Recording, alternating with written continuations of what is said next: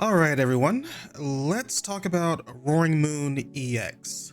So you can see my deck list in front of me. I've had a ton of fun running this particular deck for the past couple of weeks. Now, it's not completely my own. A lot of decks are running some of the same stuff, but I've added my own variations to the list. So you can see here I'm running 3 Roaring Moon EXs. Normally everyone runs the full playset of 4, but I've opted to swap out one of those for Brute Bonnet, as I'm an ancient Pokemon and a 1-prizer. I'm also running the Evolving Skies Moltres, the one with the Malevolent Charge ability. We'll get into why that is a little bit later. And I'm also including a copy of Pal Pad and Super Rod to help shuffle or reshuffle some of the resources back into my deck, because they can get discarded off of something like Squawkabilly EX's ability or from the PokéStop. So at this point, everyone should know what Roaring Moon does, but just to cover some of the basics, obviously it's got that 1-hit KO move, Frenzied Gouging for 2 Darkness Energy, 1 Colorless Energy. At the cost of getting a 1-hit KO, you also do 200 damage to yourself. So pretty big trade-off, but a pretty decent trade-off given what you're doing to the board there. But also you have the Calamity Storm for the same energy cost.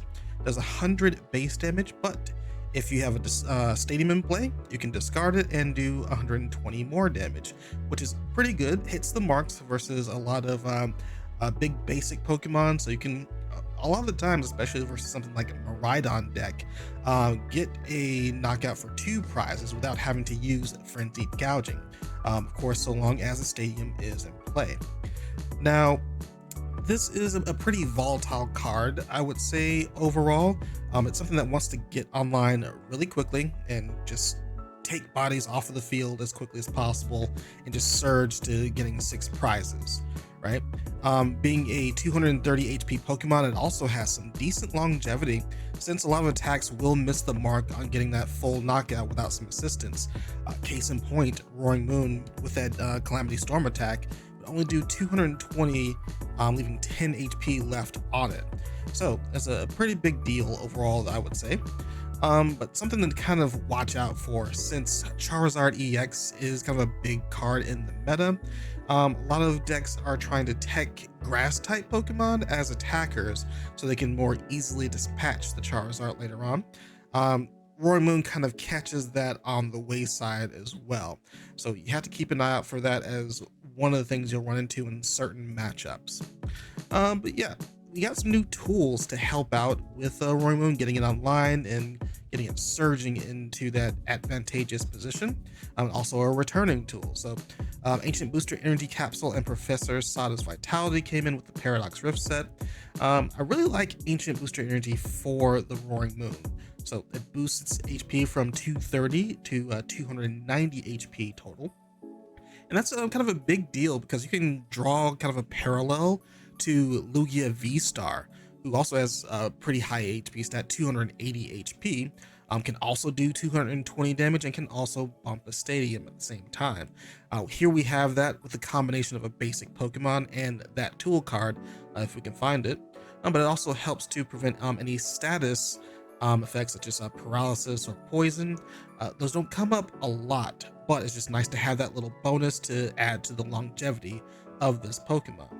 Now the Professor Sada's Vitality as a supporter, it's kind of the lifeblood of the deck.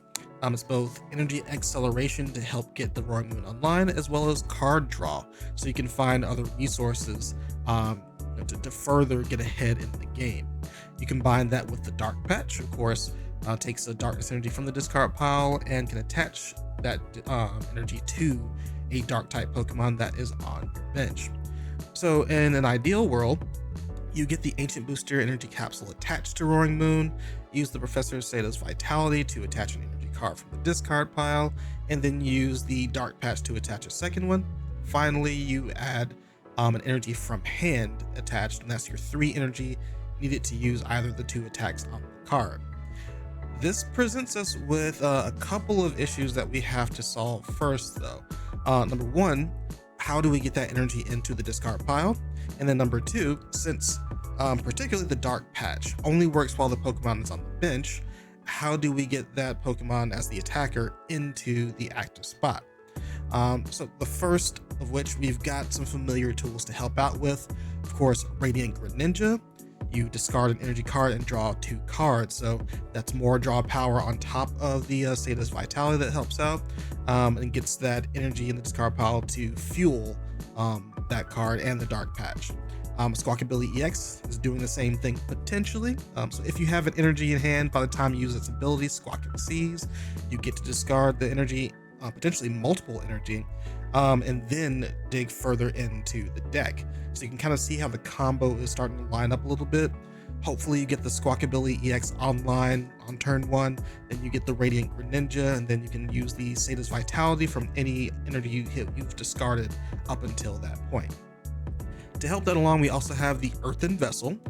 This one you can discard a card and find 2 energy out of your deck. So you can even discard an energy, then draw 2 more energy out of the deck for use later on, like with the concealed cards. So you're just further thinning out the deck before you start drawing those cards from concealed cards and Sada's Vitality. And then we also have Ultra Ball. That's not a surprising card for the list by any means, a pretty standard inclusion, but it deserves mention here because a lot of lists for Roaring Moon will neglect adding nest balls to the deck to find Pokemon, despite the list being pretty centric around basic Pokemon, because the Ultra Ball incentivizes discarding energy even further.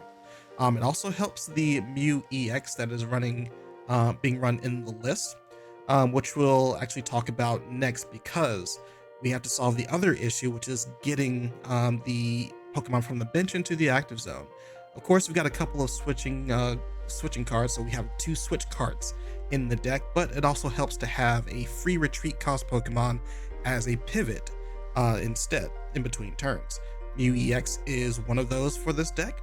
We know it well.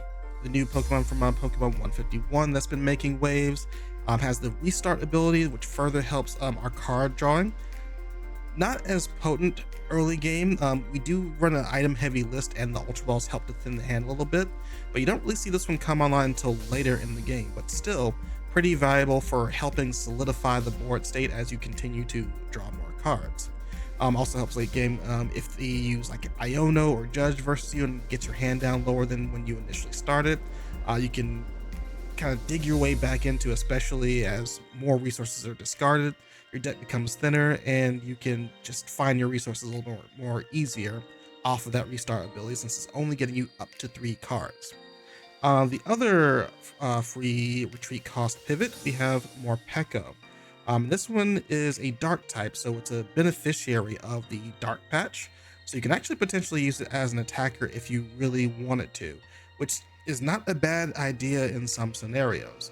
Its Energizer wheel does 70 damage, so it's pretty good for taking out something like a Comfey or a Route if you wished. But then you also get to move that energy over to your actual attacker that is on the bench. So say in an ideal world, or not really an ideal world, you don't get the combo of the Sada, the Dark Patch, and the energy attachment from hand. Maybe you fall short on one of those. You could then charge up the Morpeko instead, promote it, get some chip damage, and then charge up whatever is on the bench until you can get to those resources, which I think is pretty cool.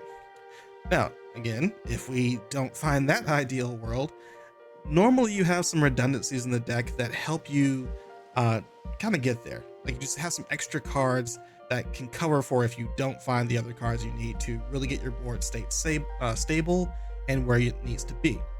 So Galarian Moltres V comes in with a combination of Energy Switch. Now, Energy Switch on its own is pretty cool because you can combine it with Professor Sada's Vitality, and then if you attach 1 energy to each of 2 ancient Pokemon, you can then use Energy Switch to move 1 from the other, so that it has 2 total energy attached just from that 1 card. But Galarian Moltres is going to help with taking those resources from the discard pile and putting it onto the board. And same thing, the energy switch then moves it over to, for example, Roaring Moon as your main attacker. So you can still combine that with Sada's Vitality and Dark Patch for a stronger form of energy acceleration, but these all help cover for each other in case you miss one.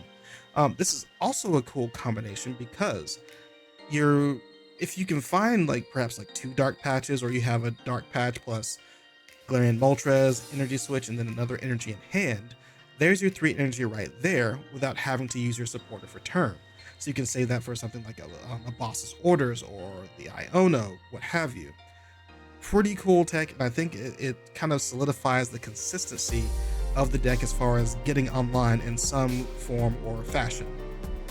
The other cool thing about Galarian Moltres V, it is a V Pokemon, so that means it can use Forest Seal Stone, further helping our card selection by just grabbing whatever card we need at that time out of the deck. So if we haven't hit all the cards we need, that critical mass to actually get online, if we have the Forest Seal Stone in hand, we just go ahead and attach it and grab that one card out to get us there. Really cool. Now, with this combination, it's prudent to talk about a potent option for the deck. It's not going to be the most consistent thing in the world, but it is something that you can do on turns where it's crucial or when you have the resources in hand. And that is turning the Radiant Greninja and the Mew EX into actual attackers for this deck, despite them being off color. Way you do this, so just as a one-turn combo, you'll need let's say for Greninja, you'll need 1 water energy in hand, 1 water energy in discard pile, a Professor Sada's Vitality, and at least 2 energy switches. Of course, you'll need the ancient Pokemon on the bench to use Sada's Vitality as well. So you would use that Vitality, attach at least the water energy to one of the ancient Pokemon, get any other energy online the way that you need to, whether that's from Dark Patch or the other Pokemon that will attach from Sada's Vitality. You attach a water energy to Radiant Greninja for the turn, and then use the energy switch to move that water Pokemon from the ancient Pokemon and whatever other energy is attached from the field. And now you have your 3 energy onto the Radiant Greninja. Of course, also works for a Mew EX as well, so they can help in really cool scenarios, such as if you get it early on, Radiant Greninja sniping the small Pokemon like Charmanders, Batcalibur, especially if they were not expecting it from this deck, since Roaring Moon is the main attacker. They may have neglected to put Manaphy on the field to stop it. Then also, of course, the Mew EX versus very specific matchups, such as Giratina can use its own Lost Impact against it if you can get this online. So yeah, the deck is running 3 copies of Water Energy just to set up for this, and particularly the Radiant Greninja. Now again, it's not going to be the most consistent thing, but the beauty of it is that it doesn't interrupt the flow of the deck. You're naturally trying to get energy attached from the discard pile into everything, and if you don't find like the right combination of cards to get either of these online, you can still move ahead with whatever plan you had for your other attackers. It's perfectly fine. Just an alternate option for specific scenarios if you can get there. If not, no worries. Now, as far as some personal touches for the deck, once we've gone over how Roaring Moon is kind of the main attacker, I felt that the prize mapping gets really weird in specific matchups, such as Lost Box or Gardevoir, where it's pit against these small prizers that in Gardevoir's case can just one-hit KO with its own single prizer, making the trade ineffective, or versus Lost Box, where getting chipped out by these small prizers and then the trade evens out when they finally take you out. So you're trading 2 Pokemon knockouts for their 1 knockout on the Roaring Moon at some point in time. So I wanted to include some single prizers in the list. Like I mentioned before, I did replace 1 Roaring Moon with the Brute Bonnet as a 4th ancient Pokemon in the deck. So it can still use Professor Sada's Vitality to attach energy to it. It can still use the Booster Energy Capsule. It's also a Dark type Pokemon, so we can use the Dark Patch. So just, I like it as a body versus the single prize Pokemon, especially if the Energy Capsule gets attached, gets that 180 HP stat to make it harder to remove versus some Pokemon that can hit for 120 on their own. The Energy Capsule also lets it activate its ability, Toxic Powder, which I think helps with math for the Roaring Moon a little bit. So say for example, let's pit up against Iron Hands or an opposing Roaring Moon that hasn't attached the tool card just yet. The Calamity Storm at max damage will leave it 10 HP shy of getting that knockout. So if you activate Toxic Powder, poison the opponent, then use the Calamity Storm attack, you get that 220, and then the residual damage gets that final 10 HP. So yeah, just a really cool way to get around that kind of scenario, I think. So I wanted to make sure that that was included as an option. The other option is Galarian Moltres from the Evolving Skies set. Once again, has that Malevolent Charge ability that lets you attach two darkness energy from the hand when you play it to your bench. Now, this is cool mainly in two ways. So let's say you get that 2 energy attached to it. You can use it in a similar fashion to Moltres V, where you then energy switch those cards off of it onto a different attacker.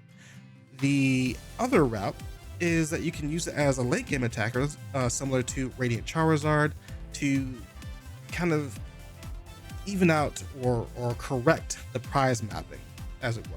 So for example, if your opponent is at 2 prizes left, if they get a knockout on your Roaring Moon, of course the game is over. However, if you can get this Galarian Moltres online, it does do 220 damage once the opponent gets down to 4 prizes, so it could potentially pick up a knockout, or at the very least do significant enough damage to whatever is being targeted that even if you lose it from the active zone, the Roaring Moon could easily clean up whatever is left. So I thought that was kind of a cheeky card to kind of solidify my late game, whereas something like Brute Bonnet and Morpeko can be utilized to get chip damage early in the game. That way I'm not solely relying on the Roaring Moon and putting it at risk of just getting 3-hit KO knockouts to end the game. Right, now we can talk about stadiums, because Calamity Storm relies on stadiums to get its max damage. So you gotta run a heavy stadium list. I'm running 2 copies of PokéStop, one of Collapsed Stadium and one of Town Store at this point. PokéStop, of course, is just a popular option and a necessary option because the list is so item heavy that once you thin out all your resources, all your Pokemon energy from the Ultra Balls and the Earthen Vessels, that you're more than likely to just come across item cards from using PokéStop. And we all know how powerful Energy Switch and Dark Patch is for getting all of our Pokemon online. That's what you're kind of fishing for with that card. The Collapsed Stadium is an option because there are so many individual Pokemon in this list. The bench gets full really fast, and there are a ton of utility Pokemon through Lumineon V, Squawkabilly EX, and Mew EX that they end up being these low HP 2 prize liabilities. So it's nice to be able to remove at least one of them from the bench. So for example, let's say you got a full bench and Squawkabilly EX is still there, you just use Collapsed Stadium to get it off the board if you wish to do so. And then from this list, lastly, you have the Town Store. Just need 1 of copy because I'm only running 3 tool cards, that being the 2 booster capsules for the Roaring Moon and for the Brute Bonnet, and the 1 Forest Seal Stone that can be attached to either Lumineon V or the Galarian Moltres V. So just a quick way to get through that. Not 100% necessary, but I personally feel a little bit comfortable with it. Just being able, if I find this early in the game, that's a free Forest Seal Stone that I can find for my Moltres, and then probably fish out a Battle VIP Pass and kind of surge forward from there. Okay. Then the last card I want to talk about is, I'm not sure how popular or common it is, but Penny has been, it's been carrying its weight and finding a lot of flexibility in different scenarios for me. So alongside the Collapsed Stadium, it's another way to get rid of Squawkabilly and Lumineon. I actually had a game where I pulled off removing both of those from the board with a certain sequence. And then that also set up for the Calamity Storm by putting a stadium on the field and getting the 220 damage off. But also there's just unique scenarios where perhaps there's a heavily damaged Pokemon, like a heavily damaged Roaring Moon, for example, that you can just remove from the field, refresh, and then put back down onto the board. It also opens up some potential plays through Radiant Greninja and the Galarian Moltres, the Evolving Skies one, where, like, let's say that same Roaring Moon had 3 energy attached to it. With Penny, you get all that energy back into hand, and you could play it by attaching them for turn, or you could play the Moltres down, activate the Malevolent Charge. That's 2 energy right there. And then you could even use the third to use concealed cards with Radiant Greninja. There are multiple possibilities with that one. Lots of varying plays that can be picked up off of that. So I think it's pretty cool. But yeah, that is my list. Again, I've been having loads of fun with it. I still have some room to improve with using it, but I'm pretty confident with every card being in this list. So the only things that I might mess around with the numbers on is the stadium list, because I think that can be very variable, but everything from the energy to the individual Pokemon themselves and the numbers on the item cards, I think kind of fits my playstyle and works for me. But let me know what you think, what changes you might make, or if you're running Roaring Moon at all. Either way, leave a like and a comment, and I will see you in the next video. Take care.